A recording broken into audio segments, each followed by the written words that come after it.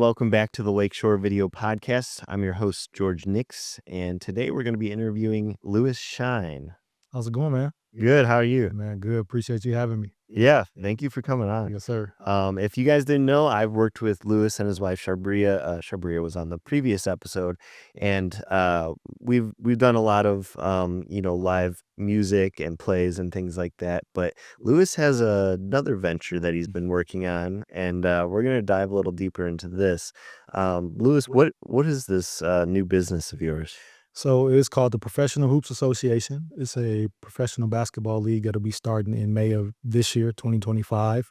And man, it's been a passion of mine. I used to be a pro team owner.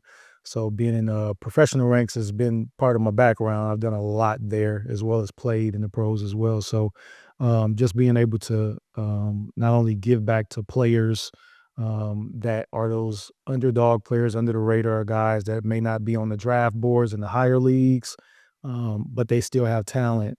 Sometimes they're looking for a bridge to get to that next level. So coming out of college, a lot of times there's guys that are looking for a viable place to play. So just helping guys and then helping communities through this league is really my focus. Yeah, that's really cool. I've never even heard of like someone just independently making their own basketball league. I didn't know that was like a thing you could do. What sort of like got you into that? And you know what? Before we get to there, how many different leagues are there for There, basketball? there are a lot. When you look at international, pretty much countries, South America, they call it across the pond, and in Europe and different places over there. There's countries that have their own leagues, and in some of those countries, it's like the NBA over there. Euro League, and then you have Puerto Rico, which has the BSN. You have one of my favorite leagues is the NBL Australia. So they have their whole league. That's a pretty big deal.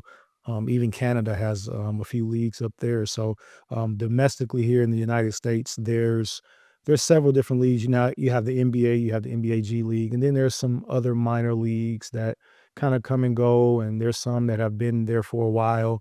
When I used to own a pro team, there was a couple of leagues that I played in that were pretty decent too. So you find them here and there in different parts of the country. Yeah, yeah, that's super interesting. Do you uh do you see like a lot of cross playing among different countries in like the different leagues that aren't like NBA? Because I know NBA is just the United States, right? And so like as far as playing across the world, do the other leagues play with other countries or? Yeah, so you may get some crossover. Like for instance, as of several years ago, the NBL Australia, they would come and play NBA teams for the exhibition season. Oh, okay. So that's been pretty common. I know when I had my team, we went up and played the team in Canada. So a lot of times you'll have that crossover in exhibition season because during the regular season, those teams are playing in their country. Mhm. That's kind of a way you get some crossover into different countries. Now the NBA, they're going over to Paris and playing a game every year. Wow. So you get some of those kind of things. Do the American teams typically dominate? Pretty much for the Yeah. most part. I would expect Yeah, that. for the most part. But there have been some of those teams that are crossed over, and um, I think it was a few years ago where a NBL Australia team came over and beat an NBA team in the preseason. How was So, it's typical. Yeah. That it can happen, but most part, United States is pretty dominant. So, Yeah, yeah. yeah, yeah. When it comes to like local teams and local leagues and stuff like that, uh where would you say these players come from? So pretty much like I know with what I'm doing, we're drafting the players right out of college. Mhm. So you'll have there's a ton of different colleges, different levels. It's a lot of players out there. So, you know, the guys that'll get like NBA opportunities or NBA G League or overseas, you have that kind of sector of players. But then you're gonna have a ton more players that can play, but they're not getting looked at, or maybe they don't know how to get into pro level, or they don't know how to get an agent, things of that nature. So Mhm. those are guys I tend to look at because I love just finding talent where no one else is looking, or being able to see something in a player where no one else might not be checking for them, if they call it. So um, I know we'll get a lot of players out of college. Mhm. Um, Also, there's players that may have different situations. Like I know players that um, the higher pro leagues won't look at because they have a gap in their resume. A lot of guys, especially during COVID, had a gap in their resume because a lot of countries either canceled or didn't play. And so there were some of those guys that I was looking to help after that, but agents and teams wouldn't look at them because they were off for a year, which Mhm. everybody was off for a year pretty Right. much. So you find different situations where um, I look to help those kind of guys because they still have talent and they still have a resume of some sort. So, Yeah. yeah, That's so interesting to me because, like, honestly, I didn't know that there was any other leagues besides the NBA, like any other pro leagues. So, like, I kind of in my mind, I just thought either you make it to the NBA or you just kind of stop playing. yeah. And so, like, it's cool to see that there's like this sort of in between thing where guys can like keep building and keep, do people in these smaller leagues make a living doing playing basketball for the smaller It leagues? depends which leagues because Mhm. there are some leagues that are under your traditional NBA, leagues that you can go and play and make really good money. There are some leagues that they're starter leagues where guys can make, a few hundred a game and things of that nature. So, Mhm. it's a lot of different levels, Yeah, pretty and much. And yeah. so, like, do people get to, sort of if they're if, like, you said they had a year off or whatever, and then they start playing in, like, one of these smaller leagues, they have, like, the potential to get back up into, like, NBA level and things like that, or Yeah, they can. I mean, the traditional route would always be when you come out of college, like continue to play because a lot of people with that gap in your resume, it can be a little more challenging because Mhm, they're like, "Hey, what did you do last year? You was took the year off." Their attention is going to go to somebody that hasn't taken a year off, mhm, hasn't taken a year off. So, um, but you can start, you can get back into it and work your way up. Maybe a little challenging, a little more challenging, but it's very possible. mhm. Um, yeah, it's possible. Very cool. Yeah. Where do you guys play for, like, the local leagues and stuff? Or do you guys play across is it I keep calling it a local league, but is it internet or is it national? Like, do you guys go to other cities across the country? I just know, like, so it's just a smaller league than, like, the NBA. So with the league that I'm starting, Mhm. we're our 4 teams will start here. We'll have 4 teams in the region in Northwest Indiana. Oh, cool. Um, so we're looking to grow that to more teams, and we do have a cap number that we're gonna grow it to. We're looking at 10 by 2030. Really just trying to grow it smart, Mhm, use wisdom and really make it a viable league that's here forever. Um but then we'll have opportunities where we'll look to collaborate and do some different things with different leagues in other countries. We're looking at a potential tour that after our season is over, if there's guys that, we're hoping to get everybody a higher opportunity once they are done with our league, but maybe there's some guys that may not get an opportunity. So we're looking at taking them on a tour, a overseas tour, to play like an exhibition tour with one of the mhm. leagues that'll be starting after hours. Actually got a meeting coming up about doing that. And so that's when we'll get more into like the international scene and really being able to take some players abroad and get them some exposure. That's cool. Yeah. That's really interesting. Where are you gonna be playing here in Northwest Indiana? So there's a few of our teams we're going to be announcing some locations, but for instance, our Hammond team will be playing at Calumet College, Oh, St. cool. Joseph's, and we really look to try to solidify things with the colleges. So we got a few deals that we're trying to solidify. Um, but we try to look at those because, traditionally the colleges have the 94-foot courts. Mhm, Um, to begin with, there's a city, actually Michigan City is another one that we'll actually be playing at. And for instance, there's no college there. So we'll actually be starting there, playing at Michigan City High School, which is a pretty big high school as far as their gymnasium. So um, but it does have that pro feel. So, mhm. those just a couple of our, facilities that we plan with, and the other 2 we're gonna be releasing here in the next few days, but those are pretty good ones, and we got a potential surprise as well, so Oh, cool, cool, cool. So as far as the games go, do you that's all open to the public, right? This is like, sort of like that's the business model is like bring in people to come watch the games. That's how everybody gets paid for everything.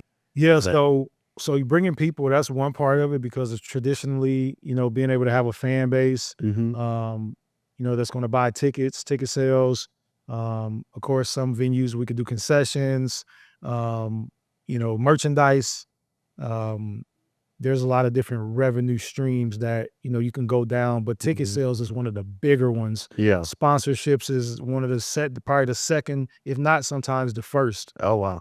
that helps to generate the revenue for the ball club that you're now paying your bills because it costs Mhm. to rent the facilities, but also paying your players, paying your coaches, Mhm. paying your staff members and different things like that. So definitely your fan base is very, very, very important Yeah.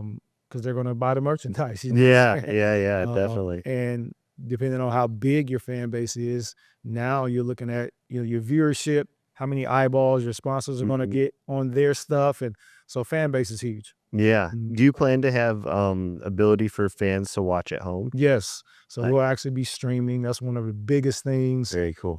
so that it's not just reached in our communities, but it's reached abroad as well. Yeah, Yeah. yeah, that's Mm. that's really cool. I really like what you're doing with just doing something local that, like, nobody else is doing, like, I don't hear about this very often. Are there, like, a lot of pop-up leagues that happen, or is this, kinda unique? So there's several different leagues across the United States. You have different levels. You have the semi-pro level where a lot of times at that level, guys may or may not get paid. It's more like an exposure type of situation. But then you have like the minor league, which is they call, pretty much people call anything below the NBA minor league because it's not the major Mhm, league. Um, so you have your semi-pro, you have your minor leagues. Those will encompass most of the leagues that are under like the NBA. The NBA G League, I believe is considered minor, but they get paid to play. They're professionals, so it is a mhm. professional league. Yeah. Our league will be a professional league, so guys will get paid. Mhm. And we will run it, just like a major league is ran. Yeah. Yeah. Yeah, that's really cool. And so what kind of prompted you to do this? Let's get into your backstory. Like, Yes. how did you get into basketball? Like, all the way back, what was your Uh, first sort of memories of basketball? yeah, so I grew up in Chicago. I was born in 1980. By the time 85, 86 hit, Michael Jordan was on the scene. And so I was telling my wife the other day, I can remember being in kindergarten in first grade drawing pictures of Michael Jordan in class. Mm, And so that kind of got me started, where I was actually playing a little bit of like rec ball at my age. But then I had an opportunity to live with my dad for several years in California. And so when I went out there, he's a basketball junkie. So mhm. he loves basketball. So I got into the basketball scene. And so, as far as I can remember, third grade playing ball in Cali.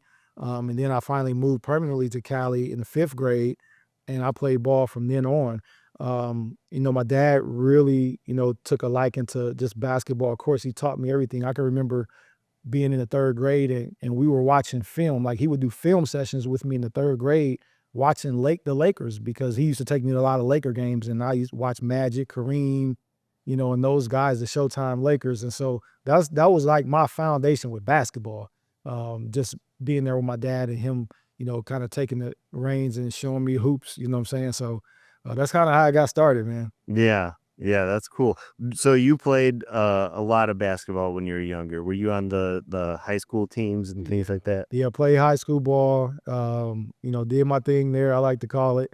I loved it, man, and then I went on to play college ball at Miami, Ohio, Oh, wow. and then after college, I played a year of pro ball.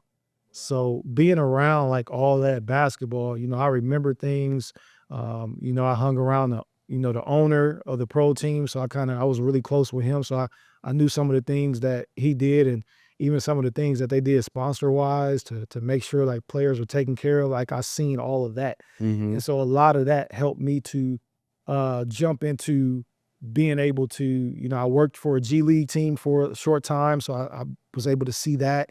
Also did some work for the G League in Canada, so I was just always around the game, Mhm. on the other side of it, not just on the playing surface, but the business side and Yeah. how it operated and how it worked. And so I had an opportunity to work out for a pro team that came to a city, Lima, Ohio, that I lived in Ohio.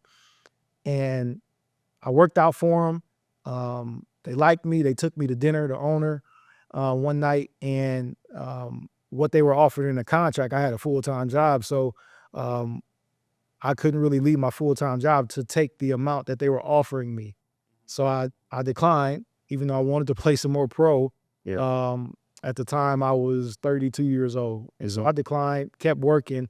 But later on, this team had an opportunity to be a PR and marketing director, and so that was like part time. So I did it, Mhm. and then during that season, one of the guards got hurt, and so I was kind of at a different place in my job where I could go and play. Oh, wow. And so I had an opportunity to play like 5 games with that team, and so Nice. that year ended, and then there were some openings with that team at a higher level. So I actually became, a head coach of that team and the general manager, Wow. because prior to that, that was 2012, 2013. Back in 2004, I was actually an assistant coach in the pros after the time I played pros. So Mhm. around that time, so I had pro coaching experience already. Yeah. And so being a head coach, general manager of that team, that was 1 year.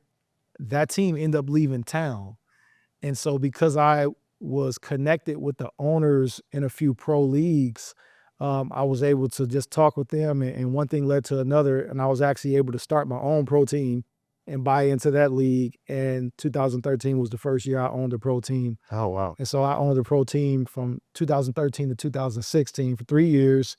And I was a general manager for 4 years in the pros. So that's kind of how it got over into that. And one of the biggest reasons that I actually did that, because there were these guys after that team I was working with left town. And I was just, my heart was like, man, I really want to help these guys get to the next level. There's guys that just didn't know how to navigate, and they were kind of like left out there. And I just wanted to help them to get to higher levels because they could really play. And so that kind of spearheaded me starting my own. And so Yeah. that's kind of how it all happened. Wow. Yep. That's interesting. That's just, like, kinda snowballs on its Yep. way up, you know? Yes. That's very cool. What I just don't know that much about basketball. I never was a basketball player. So, I know there's different positions and stuff, right? So what was your main position that you played when you were younger Oh, I was a point guard pretty much all through the your whole way career? through high school. High school, I played some two guard and forward, because I like to guard the bigger guys in the post and stuff like that. Oh, So I was able to kind of switch out in and out. But most of the time I handled the ball. And if I wasn't, handling the ball, I was a scorer. I was a two guard as well. oh, So okay. I averaged Cool. about 17 points in high school. So Alright, yeah. cool. That sounds pretty good, Yeah, right? That's pretty high or it's pretty decent. I was like second on the team. Oh, nice, nice. Yes, like I said, I don't know anything, so I don't know what's good, what's Oh, bad, no, so all yeah. good.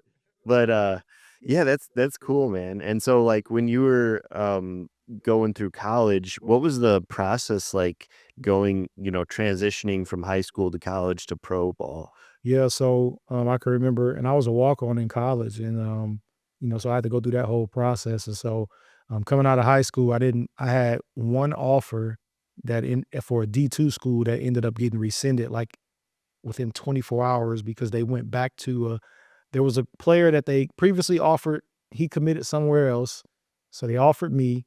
I was signing my paperwork and everything, getting ready to fax it and everything. And once I did that, I got a call that said that, hey, their other guy that came back, they wanted him, so they took my offer off the board. Wow. And so that was like my only college offer. And so at that point, I knew it was a business, and I knew it was political. You know what I'm Mm, saying? yeah. But they could do however they would like. It's kind of their thing. And so that happened. I didn't really have any other offers, a lot of interest. So I ended up going to Miami, Ohio, because I got like a pretty much a academic full ride. Oh, cool. And I just told myself I'm gonna go and take a spot. I'm gonna W walk on, and I did. Nice. And so that was a tough process. That's a long story within itself. Yeah. But then after college, I wanted to play pro. So literally that summer after I graduated, in 2024, I went on like a world tour, man. I mean, I went to a lot of cities: New York, Memphis, Atlanta, Salt Lake City, Indianapolis. Like, we went a lot of different places to just different workouts and Mm, pro tryouts, Chicago. And it so happened that I didn't really get a lot of interest I played well, but I didn't really have like the college stats that, you get a guy coming out of college trying to play pro. A lot of times they're looking for really good stats. I didn't have a lot of good stats because I was a walk-on, so I wasn't like Okay. the priority. I played with Wally Zerbiak, and he played in the NBA, and so, he had those stats. I was a walk-on that Sweet 16 team, Yeah. so but I knew it was in my heart. I was passionate about it, so I was gonna go just like I did in college, go to the pros, and I'm gonna find me a place. There's something with my name on it. And so, ended up coming to Chicago to overseas combine, and I walked in there, and there was guys, like, way taller than me, like, and I knew that they were good, but I didn't focus on what they were. I just focused on what I did well. Mhm. Played a point guard. I was vocal. I was a leader. I applauded my players. I got the ball where it needed to go, when it needed to be there. Mhm. And I left there. Nothing happened for like a month or so. And after a month or so, there was a coach from a pro team that called me and said, "Hey, I was at the Chicago camp. You were not the best player there, but I loved what you did and you did it well. And there's something about you." And that's how I got my first pro contract. Oh, wow. That's awesome. Yeah. So Yeah, just kinda the things fall into place fall into sometimes. place. Yeah, Yeah. that's very cool. What would you say, like, there's maybe a lack of, direction sometimes for, just, like, younger players moving up, like, they might not necessarily know what to do or what the next step is. Is Mhm. there is there, like, resources that people should maybe reach out, to different organizations to figure that out or navigate or Yeah, so like it's interesting when you're going from like college to the pro level. It's not really like people that just readily there to help you. It's something that you really have to seek out. Like, Mhm, so if you're passionate about being a pro, you have to go for it. You have to start knocking on doors, reaching out to agents, reaching out to teams, going to workouts. Like, you have to go for it.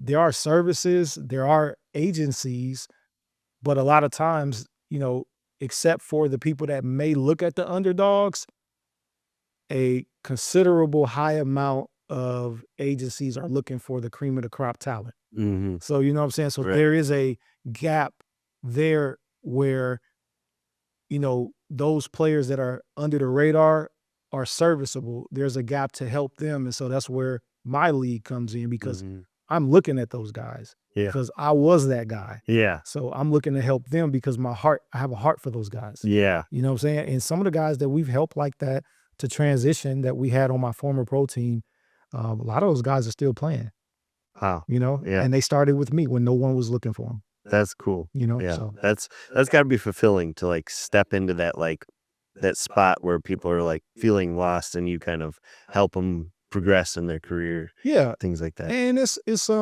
not to say that others aren't doing that, Mhm, but I feel like I bring my own unique flavor to the table where, I know how to help them, how I like to help them, and being able to have your own, you can help guys when you would like them to help them. You don't have mhm, to wait on someone else to give you a call back, or if this team will let them, or if they say, "Hey, they don't have the right stats," or if I feel like they have the right stats and they have game, I can put them in my league. You know what I'm yeah, saying? And I did that with the team I had, and I was able to help guys because I feel like I have a pretty good eye for scouting. I coached mhm, college basketball too, so I did a lot of that. And I love looking for the players that they're not getting as much help. They're under the radar, or there's a talent there that I can see. It may not be completely developed, but I can bring them in and help them to develop that and then help them to get to the next place. yeah, So, yeah, that's cool. Um, was it weird transitioning from player to coach, or was it natural? oh, it was kinda natural. I think the worst part of it is that it's kinda like when you do that, it's like your playing career is deemed over. You know what Yeah, I'm saying? yeah, So, like that I went through a small transition of that, but really what kinda pushed me through was the fact that, being in the gym, coaching was the next best thing to playing. mhm, So mhm, that kind of helped me. But also, I'm a Christian and I believe just with my identity and knowing who I am, I knew that basketball was not something that um it was something that I did. It was not me. And mhm, I had to go through that in in college because you be on campus and you got your Letterman jacket and you walking around and everybody knows you're on the yeah, team. But you know, God dealt with me with that, and he was like, that's not you. It's something you do. Mhm. And so it fixed me on the inside to know that that was just something I did. It's not my identity because basketball be over at some point, Mhm. And what are you gonna do now? Yeah. You know what I'm saying? So that's what helped me even in coaching. It's like, you know what? Okay, that time's over. I can transition. Now let me help others. Mm. Because you're not gonna play forever, even if the best player on the planet. Yeah. You may play to 40, maybe a few years over that. There's Mhm. guys like Kareem and Vince Carter, they played for like till they was like 42. Oh, wow. Yeah. But at some point is you're not gonna be playing anymore. You know Yeah. what I'm saying? Yeah. So you have to kind of come to grips with that. And like I say, it happened quick with me. It wasn't maybe a few conversations with myself, like, okay, good, I'm over it. Yeah. Yeah, yeah. And but I tried. I worked out for some teams even after I was done. I still went to like some G League workouts, Mhm. tried to make teams and things like that. So I still tried, but I could say I left it out there because, at least I tried, Yeah. for the last times that I did. Yeah, yeah. Yeah. Go out on a high note. Yeah, man. It's better to, what is it? What is it they say? Better to burn out than fade away or something like You that. gotta leave it out there. I mean, if you never try later on, you might be kicking yourself. Like, you know what? Yeah. I didn't try that. You know what I mean? Yeah, yeah, yeah, for sure. Are you gonna be coaching in your league? No, sir. No, it's no coaching for you, No, okay. sir. So, what has it been hard to find coaches, or are there lots of guys out there that wanna do it, or So I have a few on the list right now, people that I'm connected with. There's a few situations where, some of those guys are different parts of the country doing their thing. So, as that time comes and we're really putting it out there, if they're still coaching or doing their thing or whatever, then we'll kind of cross that bridge as to will they be able to coach during the time that my league is going on. Mhm. But we also put it out for a national search too, just to see, what kind of inquiries and people may fit, what we're looking for and, Yeah. go from there. So, yeah, I will not be coaching. The Mm. only coaching that I may be doing is if, I coach when we take our teams abroad, Mhm. in terms of the team that where the guys may not have found a place during the season and we Mhm. go to different countries and play. I may coach that team, but it's probably 99% a no because I Yeah, like yeah. to be on all the way on the business side of things. Okay, I gotcha. What's, the timeline for the league, like, as far as when you haven't done your first game yet? No, so our first game is the first game of the league is May 23rd, Oh, 2025. So our season will run from the end of May to the end of July. okay. Yep. And so all the teams will be here locally in the region, Northwest Indiana.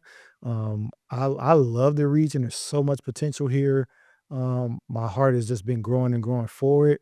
And so, I would like to do my part in continuing to increase and make the region better in the different cities and the surrounding cities. And my part is sports. Mhm. I've been able to not only help players, but just help communities, touch the youth, touch the lives of families, and just do my part in terms of coming alongside those people in the city that are also helping to make them better.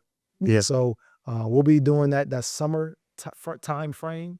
Um, Definitely you don't have to slide up and down the highway in the winter. Yeah, yeah. I've been a part of that. So, but yeah, man, we're very excited. Very cool. Is there somewhere that, people can go to learn more information about it? Yes, so our website that is in the process of being designed, but there is a landing page where you can see more information, phahoops.com. And every handle on every social media is also at phahoops. Okay, Mm. perfect. And, will you be releasing, like, a full schedule of all the games and people can purchase tickets all on that phahoops.com? Yes, so you can go to that or any socials where you'll get information. We're anticipating the beginning of February to releasing everything. We're still working out some different things so that we can fully release everything. But I actually have the schedule done. It's Yeah. completely done, but releasing it around February 1st, you'd be able to go to that website or the socials and get everything. Awesome. Mhm. Very cool. Was there anything else you wanted to add? No, we're just excited, for anybody that's listening. Please visit us, follow us on social media. It's going to be a great time, not only basketball, but there's going to be entertainment at the games as well. It's going to be family friendly, affordable. where you can bring everyone out and just have a good time. It's going to be a great time, and we'll really be in the communities as well. So we're just looking forward to connecting with people.